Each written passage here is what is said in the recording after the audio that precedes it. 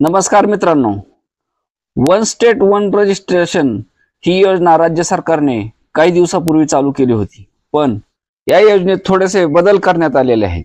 राज्यातील एका ठिकाणचा दस्त अन्य कोणत्याही जिल्ह्यात नोंदवता येण्यासाठी नोंदणी व मुद्रांक शुल्क विभागाचा एक राज्य एक नोंदणी हा उपक्रम प्रायोगिक तत्वावर मुंबई शहर व उपनगर या दोन जिल्ह्यात लागू करण्यात आला होता।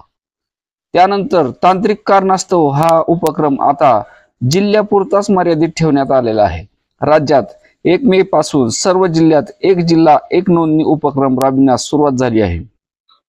त्यामुळे जिल्ह्यातील कोणत्याही तालुक्यातील दस्त कोणत्याही तालुक्यातून करता येणे शक्य होणार आहे। परिणामी नागरिकांना दस्त नोंदणीच्या कामासाठी वेळ आणि पैसा वाचणार आहे।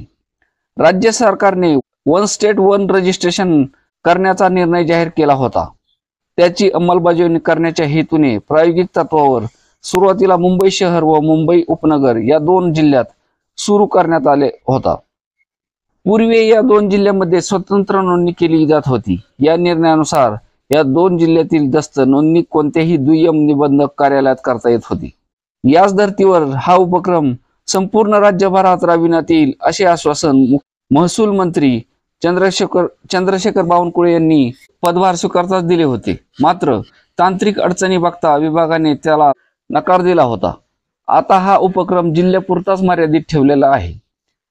नोंदणी व मुद्रांक शुल्क विभागाने आता एक जिल्हा एक नोंदणी हा उपक्रम हाती घेऊन पहिल्या टप्प्यात जिल्ह्यांतर्गत दस्त नोंदणीचा प्रयोग सुरू केलेला आहे।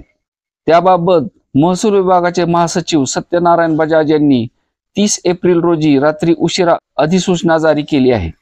त्यामुळे जिल्ह्यातील दस्त नोंदणी करण्याचा मार्ग मोकळा झाला आहे।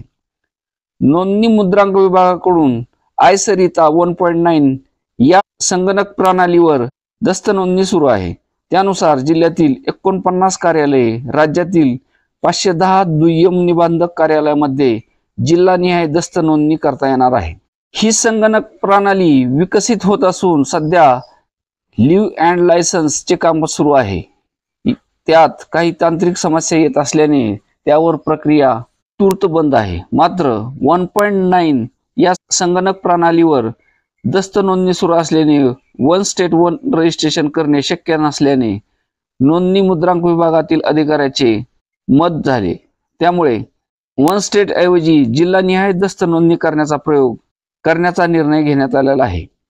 नोंदणी मुद्रांक विभागातील सर्व जिल्ह्यातील दुय्यम निबंधक कार्यालयाचे एक जिल्हा एक नोंदणी अंतर्गत कार्यक्षेत्र सामायिक करण्यात येत आहे।